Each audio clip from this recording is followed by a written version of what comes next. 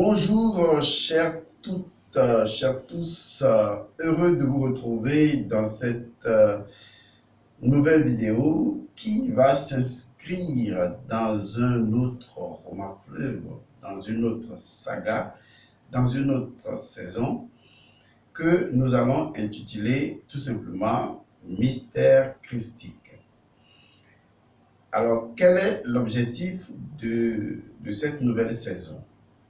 La vision de cette nouvelle saison, c'est de vous amener, si vous êtes d'obédience chrétienne sous toutes ses formes, à commencer à comprendre les arcanes ou principes premiers du symbolisme chrétien.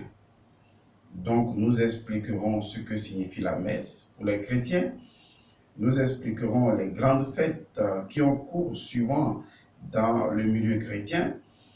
Et nous parlerons également beaucoup de la Bible et surtout liée à la personne de Jésus le Christ, afin de vous expliquer tout le symbolisme qui tourne autour de sa vie. Parce que souvent, vous avez tendance à ne considérer que l'aspect physique des choses, tel que le symbolisme catholique ou autre chrétien traduit cela dans la vie quotidienne. Vous ne prenez pas le temps de vous questionner sur l'origine première de ces choses et leur sens profond métaphysique, ce qui fait que vous vivez une vie spirituelle fade, jonchée de répétitions à ne plus en finir, et à un moment donné, cette vie spirituelle devient complètement insensée. C'est une routine inexplicable qui ne vous met évidemment pas sur le chemin de la transformation.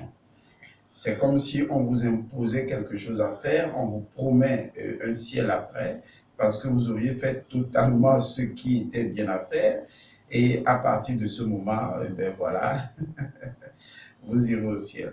Alors ces aberrations, nous allons donc les éplucher, les enlever, nous allons donc les détruire, et vous permettre d'ouvrir les yeux sur l'essence profonde, n'est-ce pas, du mystère christique à travers les évangiles jusqu'à l'Apocalypse pour ceux qui sont de cette obédience. Comprenez également que les religions ne doivent pas nous diviser, parce que les religions ne sont à la base que des outils de transmission de la connaissance une et universelle.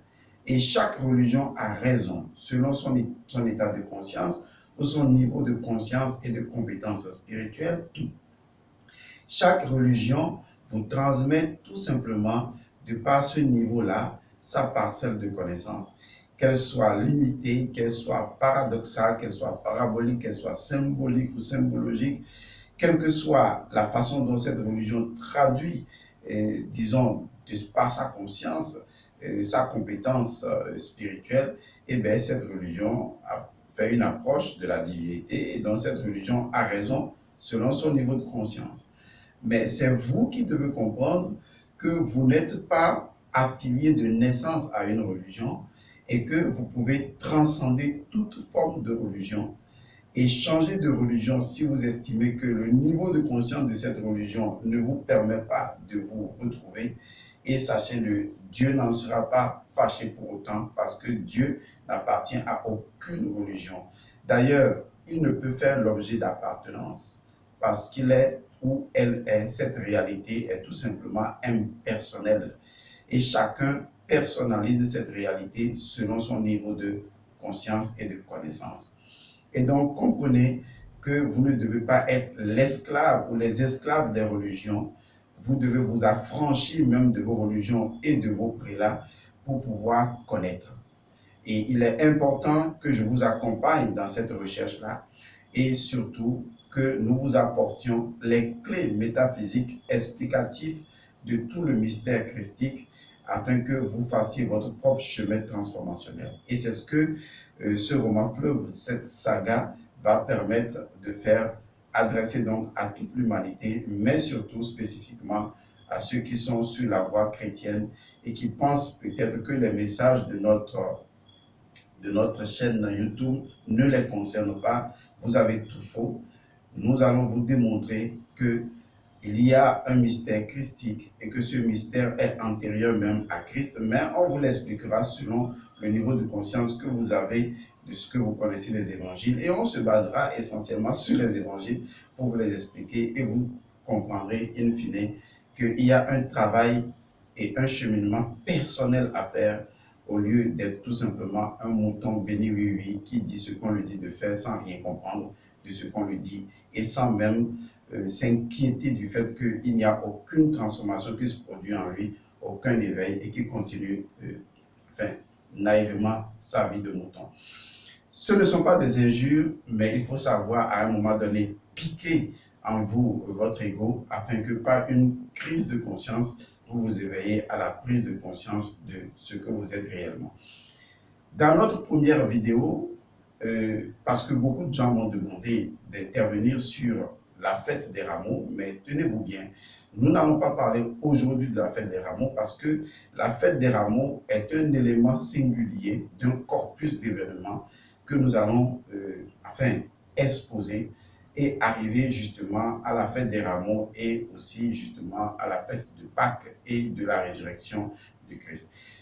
Tout cela pour que vous ayez une façon très approfondie et suivie de la façon dont la connaissance s'échelonne au niveau même des évangiles et que vous pourriez faire mieux en vous éveillant autrement. Alors, comment est-ce que nous allons faire cette saga fleuve qui naturellement va rester là et durer ad vitam aeternam? Aujourd'hui, nous allons donc commencer par ce qui va déterminer même la fête des rameaux, ce qui va déterminer l'entrée symbolique de Jésus à Jérusalem, avec Alléluia ou Hosanna et tout ça. Ce qui commence l'épisode ou le commencement de la saison, en fait, eh bien, il s'agit tout simplement du mercredi des cendres. Tout le mystère commence à partir du mercredi des cendres. Et il faut qu'on vous explique ce que cela veut dire concrètement. Parce que si vous ratez la symbolique ou la métaphysique du mercredi des cendres, alors vous ne comprendrez pas du tout la suite. Alors, commençons, étant donné qu'on n'a pas beaucoup de temps, commençons d'abord par la cendre elle-même ou les cendres. Généralement, lorsque le prêtre appose un signe au front du fidèle et lui dit « tu es poussière et à la poussière tu retourneras », le prêtre fait le signe de la croix, on y reviendra tout à l'heure, et ce signe est fait avec des cendres. Ok. Les cendres qui sont effectivement le résultat de la combustion de produits organiques. Mais il y a une fausse note dans ce que le prêtre dit. Parce que le prêtre dit, tu es poussière et à la poussière tu retourneras. Dans le jargon métaphysique, nous faisons une nette différence entre la poussière et les cendres. Ce n'est pas la même chose. Parce que dans la Bible, lorsque Dieu dit à Adam, tu es cendre et à la cendre tu retourneras, il faut comprendre ce que ça veut dire parce que nous sommes devant une Bible qui a été traduite de l'hébreu, vous voyez, de l'hébreu peut-être en français ou en anglais. Et avant même l'hébreu, la langue égyptienne qui a donné naissance à l'hébreu, puisque l'hébreu est une vieille langue égyptienne, dans la langue égyptienne ou dans la langue hébreu ou même copte, qui est une langue intermédiaire, il faut reconnaître d'abord que le mot qui est utilisé pour désigner l'expression de Dieu, quand Dieu s'exprimait à Adam, selon ce que la Bible dit, ce que Moïse dit que Dieu a dit dans la Genèse, eh bien, la signification de ce mot-là, c'est naturellement cendre et non poussière. C'est une mauvaise traduction. Donc, Dieu dit spécifiquement, tu es cendre et à la cendre, tu retourneras. Donc, il y a vraiment une confusion que de mettre de la cendre sur le front des gens et de dire que tu es poussière. Parce que la cendre ou les cendres, ce ne sont pas de la poussière. Et ça, il faut vraiment le comprendre. Les cendres ne sont pas de la poussière. Généralement, ce qui est poussière, c'est vraiment de la saleté. Vous voyez, c'est de l'impureté, c'est quelque chose de salissant. Et on ne peut rien faire avec les cendres, avec les poussières. Avec la poussière, on ne peut rien faire avec. Donc la poussière, c'est vraiment de la saleté. Vous venez dans votre bureau, c'est la saleté. Et ça, c'est à jeter généralement et à ne pas utiliser. Il n'y a pas de vie dans la poussière. Et c'est la métaphysique qui le dit, il faut le comprendre, il n'y a pas de vie en somme dans la poussière parce que la poussière n'est pas le résultat d'une combustion. Vous voyez, c'est la différence. La poussière n'est pas le résultat d'une combustion. C'est tout simplement de la saleté. Alors que les cendres sont le résultat d'une combustion. Et le phénomène de la combustion est très important, surtout en métaphysique. Et c'est à ce niveau qu'il faut comprendre et arrêter de dire tu es poussière. Non, c'est faux. Tu es cendre et à la cendre, tu retourneras. C'est ça la vérité et non poussière. La preuve, on met la cendre pour expliquer que tu es cendre et aux cendres, tu retourneras. Donc, les cendres, ce ne sont pas de la poussière. Arrêtez cette bêtise-là. Je vous en prie, arrêtez ça définitivement. Arrêtez de mentir aux gens que vous êtes poussière. Non, la cendre, ce n'est pas de la poussière. Les cendres ne sont pas de la poussière. Aucunement. Parce que ce qui les produit, les deux, la source de production n'est pas justement la même. Ok, donc tout commence par le mercredi des cendres. Mercredi, pourquoi? Parce que c'est lié à Mercure. Et Mercure, c'est qui? Eh bien, c'est le dieu de la sagesse, représentatif souvent de Thoth Hermès, qui est le dieu de la connaissance de soi. Parce que toute forme de connaissance est avant tout la connaissance de soi. Et donc, on se rapproche de la compréhension des cendres et du mercredi des cendres. Je vais y aller encore un peu plus loin. Lorsque le prêtre fait le signe pour dire tu es cendre et aux cendres tu retourneras, il fait un signe de la croix. Ok. Lorsque vous voulez comprendre le mystère, ce mystère chrétien, vous êtes obligé de retourner dans l'égyptologie, de retourner en Égypte antique, puisque le phénomène de la croix, d'abord pas la croix de vie, mais le phénomène même de la croix provient de l'Égypte antique. Dans l'Égypte antique, la croix a un nom précis, un nom qui lui est connu. On l'appelle tout simplement Imi. Donc la croix telle que désignée, que vous le fassiez comme ça, un peu penché, la croix généralement telle que c'est fait comme ceci, normalement et non d'abord droitement, c'est fait ainsi pour qu'on puisse avoir des droites orthogonales, pour montrer simplement le croisement des forces d'en haut et des forces d'en bas, des forces célestes et des forces souterraines dont l'individu se trouve être le centre. Car dans le centre, il y a un puits profond. Vous allez voir ce type de croix souvent attribué à Pierre, où on fait deux droites qui s'entrecroisent et un P au milieu, tout simplement comme ça. Peut-être que je mettrai en entrée d'image ce symbole-là. Donc, vous comprenez que cette croix-là, d'accord, qui signifie en égyptologie Imi, le mot Imi a un sens profond. Le mot Imi en égyptologie signifie simplement ce qui est dedans. Vous voyez, ce qui est dedans. C'est tout simplement ça. Cette croix-là signifie ce qui est dedans. Et donc, lorsque le prêtre, normalement, dans la compréhension métaphysique de la chose, lorsque le prêtre fait le signe de ces croix-là au niveau de votre front, cela veut dire tout simplement Imi. Ça veut dire ce qui est dedans. Il faut aller à l'intérieur. Ce qui est dedans est ce que tu es. C'est très important. C'est d'ailleurs pourquoi c'est dédié à mercredi, le jour de Hermès Thoth, qui est le symbole donc de Diouti, c'est-à-dire la connaissance de soi. Puisque le fondement de toute connaissance et de la connaissance universelle, c'est vraiment la connaissance de soi. Et donc, ce symbolisme-là est très profond parce que l'Église veut montrer à ses fidèles que vous allez entreprendre un chemin initiatique dont la finalité est la révélation de qui vous êtes vraiment. C'est le symbole là qu'on vous met au front, qui veut dire Imi en égyptologie, qui signifie ce qui est dedans ou qui est dedans, c'est-à-dire le permanent, la réalité qui est dedans. Et cette réalité qui est dedans est composite de deux substances. Une substance, et les deux sont éternelles et indestructibles. Parce que quand on dit à la cendre ou aux cendres tu retourneras, il faut comprendre que c'est le symbolisme du phénix. Et ça, il faut saisir la compréhension métaphysique.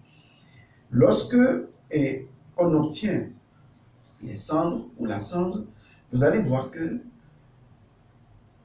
généralement, comme je le disais tantôt, les cendres ne sont pas de la poussière, mais tout simplement, les cendres, c'est ce qu'on pourrait appeler une substance, d'accord? C'est la substance éternelle qui cache tout simplement le feu sacré.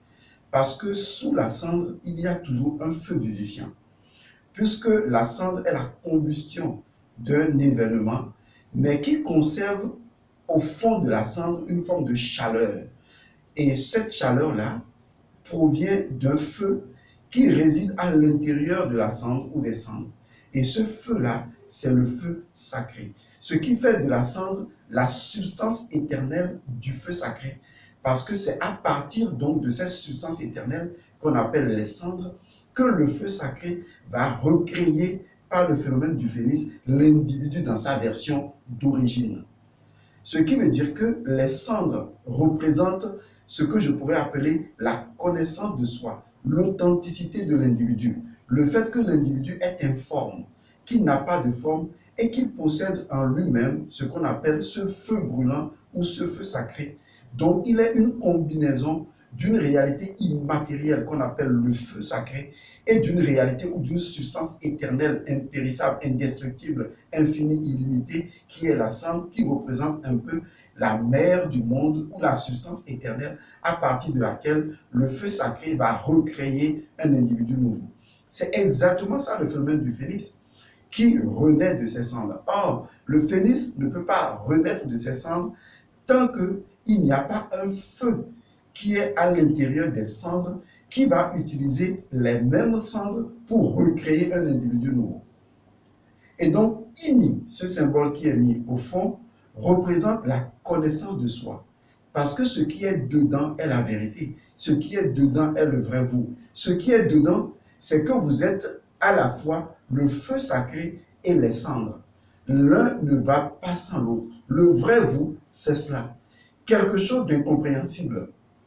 Un feu représentant le pouvoir illimité divin de l'amour et en même temps les cendres qui symbolisent, n'est-ce pas, la substance éternelle ou la matière éternelle qui devient en fait la matière de toute pureté. Comprenez que le feu, par le phénomène de la combustion, a dissous déjà les éléments impurs. Et par conséquent, la cendre ou les cendres, en tant que résultat, n'est ni pure ni impure. C'est de la matière. C'est de la matière ou de la substance primordiale. La moula prakriti, c'est-à-dire la substance primordiale, la matière primordiale, informe, constituant une infinité de possibilités. Et à l'intérieur, il y a un feu vivifiant, le feu sacré, le feu de l'amour, qui va permettre de recréer l'individu. Mais l'individu qui va être recréé n'est pas le véritable individu, puisque la connaissance de soi permet de savoir que nous sommes justement ce feu couvert par les cendres. Les deux sont indissociables, puisque les cendres représentent la substance matière éternelle et le feu représente l'élément illimité, immatériel, la vie ou l'esprit derrière la matière. Nous sommes toujours dans ce grand mystère de esprit-matière ou d'imatière et de matière.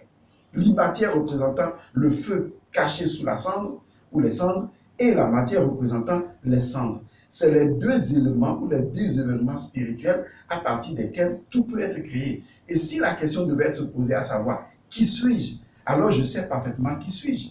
Je sais parfaitement qui je suis. Je suis ce feu immatériel et je suis cette substance matérielle dans une réalité informe, donc illimitée, infinie et pure. Et donc c'est cette réalité qui va recréer une infinité de formes selon mon choix, les formes que je ne suis pas. Mais je suis cette essence et cette substance à l'arrière-plan. Donc quand le prêtre met le signe au front, il te dit simplement ce qui est dedans est le plus important, ou bien va à l'intérieur. Et c'est le signe qui te permet d'entreprendre ton chemin initiatique. Et ce chemin initiatique va être suivi par justement la période de carême, qu'on expliquera dans une autre vidéo. Mais il est important de savoir que l'indication métaphysique au niveau du front symbolise déjà ce que je pourrais appeler le saut à partir duquel l'individu va entreprendre son chemin initiatique. Il accepte, il reconnaît, il reconnaît que la vérité est ce qui est au-dedans et que cette forme-là n'est pas la vérité, que cette forme-là va être détruite, que cette forme va subir le phénomène de la combustion. Mais comme le phénix, c'est à lui d'allumer son feu intérieur pour pouvoir, disons, détruire complètement sa forme extérieure. Donc ce feu n'est pas un feu qui vient de l'extérieur, mais c'est un feu qui vient de l'intérieur. Et c'est ce feu qui va créer la combustion, qui va complètement détruire toute sa forme et réduire cette forme-là simplement à des cendres. Les cendres qui sont la substance pure, la substance de toute pureté, la substance éternelle primordiale, cachant à l'intérieur un feu, le feu ou la chaleur, le feu sacré. Et c'est ces deux éléments qui représentent l'individu dans sa quintessence, dans sa vérité, dans sa profonde réalité. C'est ce que signifie la croix au front. Va à l'intérieur. C'est à l'intérieur de toi que tu es la vérité. Donc, ce symbole-là représente la connaissance de soi. Et ça se fait un mercredi qui est lié donc à Hermès et Thoth ou Dioti, c'est-à-dire celui qui est la connaissance de toute connaissance, la connaissance de soi. Car lorsque vous vous connaissez, eh bien vous connaissez toutes choses puisque vous êtes un microcosme du macrocosme. Ce qui veut dire en fait que ce symbolisme christique est un symbolisme initiatique. Parce que l'individu va entreprendre sa propre initiation. Cela veut dire que l'individu va prendre le chemin des épreuves. Car c'est seulement sur le chemin des épreuves qu'il peut trouver les preuves de sa propre réalité intrinsèque. C'est la raison pour laquelle épreuves et preuves sont totalement liées. Car seules les épreuves sont les preuves ou ressortiront les preuves de ce que vous êtes vraiment. Donc l'individu va entreprendre un chemin d'épreuve. C'est ce chemin d'épreuve-là qui le révélera à lui-même. Ce n'est pas nouveau. Le symbolisme christique n'est qu'un symbolisme osirien, puisque déjà, dans la tradition antique, on savait très bien que le sarcophage d'Osiris, représentant la colonne vertébrale, représente également Imi, puisque c'est à l'intérieur du sarcophage que a été enfermé Osiris. Et donc, c'est à l'intérieur. Le sarcophage représente Imi, la croix, parce que la croix est un axe universel qui représente, disons, le croisement des forces d'en bas et des forces d'en haut, et protégeant donc un puits profond qui est la voie du juste milieu. À partir de ce moment, on sait que le symbolisme de la croix nous renvoie à l'intériorité, nous renvoie à retourner à l'intérieur de nous-mêmes, nous renvoie à aller dans notre propre sarcophage intérieur, nous montre que la vérité se trouve dans le sarcophage. La vérité se trouve dans l'intérieur de la pyramide. La vérité se trouve dans le sarcophage qui est le symbole de la frontière entre le monde des hommes et le monde des morts. C'est dans le monde du passage que se trouve la vérité. Et c'est là que nous devons aller. C'est là que nous devons trouver qui nous sommes. Donc, le chemin des cendres, c'est le chemin de la connaissance de soi. C'est le chemin de la révélation de qui l'on est. On n'est pas cette forme parce que nous nous apprêtons nous-mêmes, en utilisant notre feu intérieur comme le phénix, à consumer cette forme et à retrouver notre originalité. Notre originalité, c'est ce feu et cette substance. et à partir de laquelle se l'use, à partir donc duquel nous allons recréer une version de nous-mêmes telle que nous le souhaitons.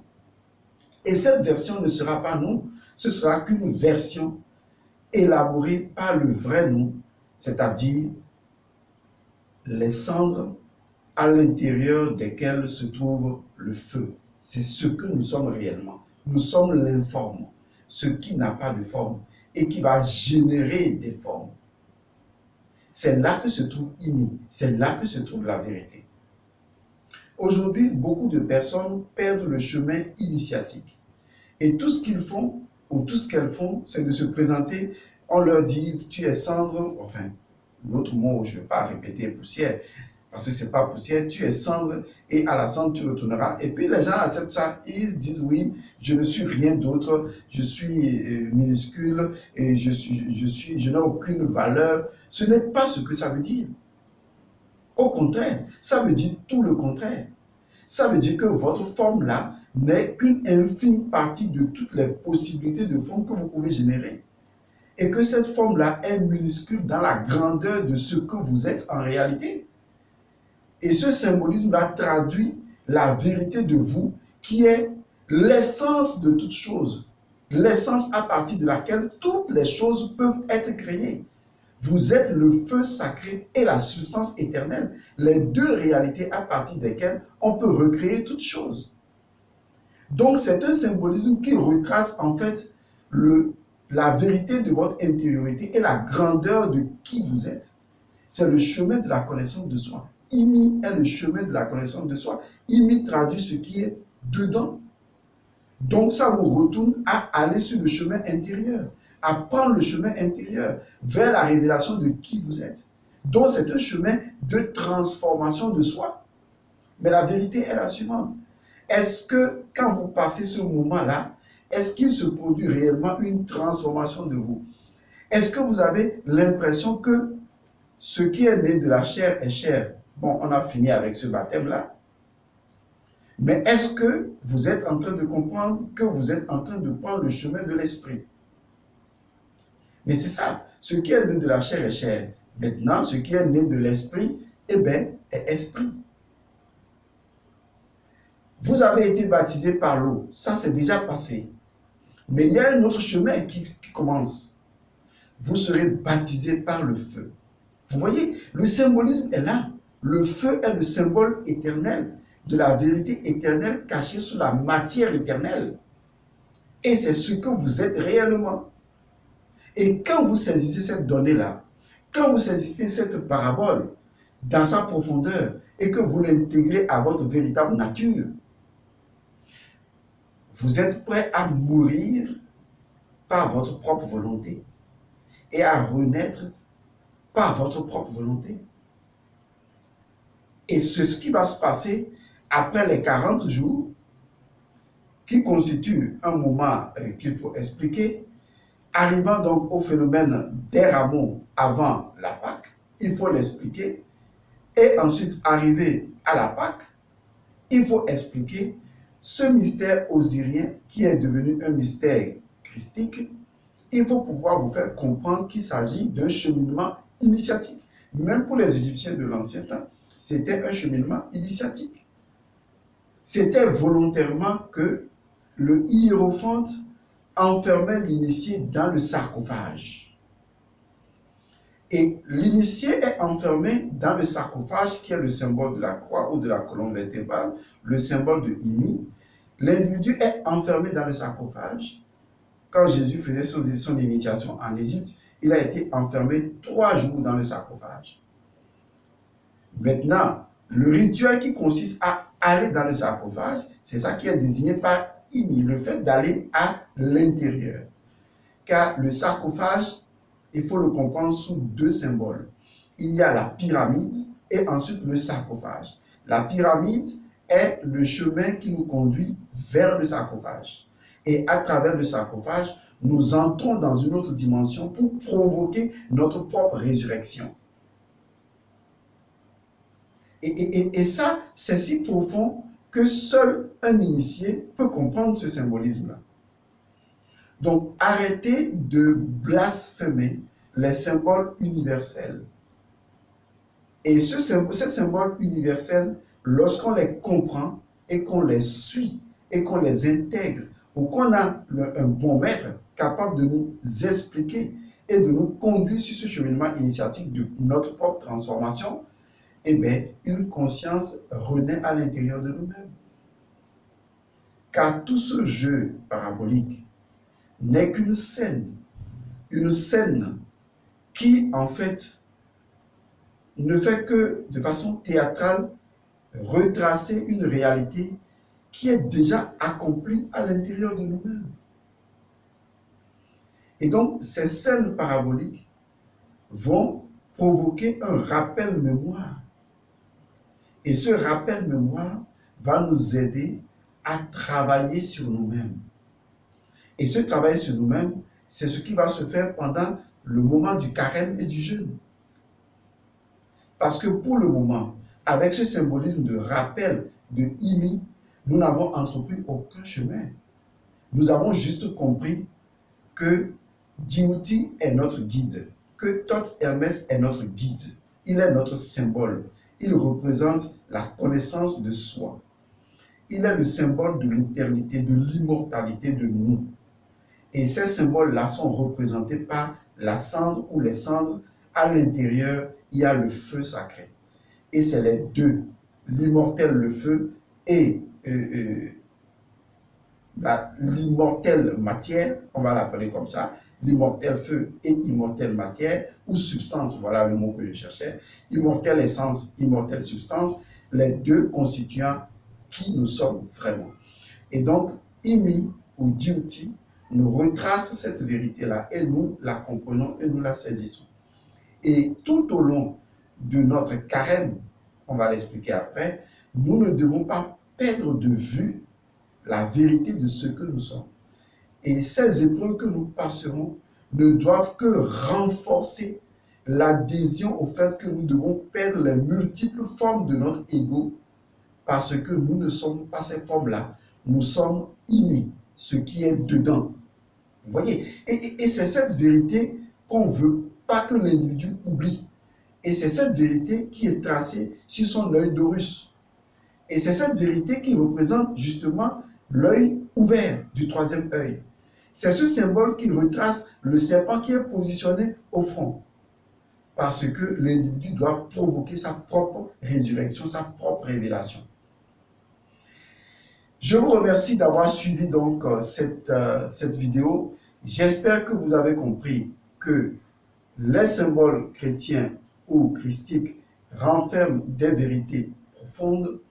Je n'ai fait que effleurer la première partie, à savoir les cendres, ce que ça veut dire réellement, le fait que ça représente Imi, ce qui est dedans, et traduit donc la connaissance de soi, ce qui traduit la vérité de la substance éternelle et de l'essence éternelle, ce qui traduit la vérité de l'immatière et de la matière qui sont indestructibles et qui constituent la vérité de qui nous sommes vraiment.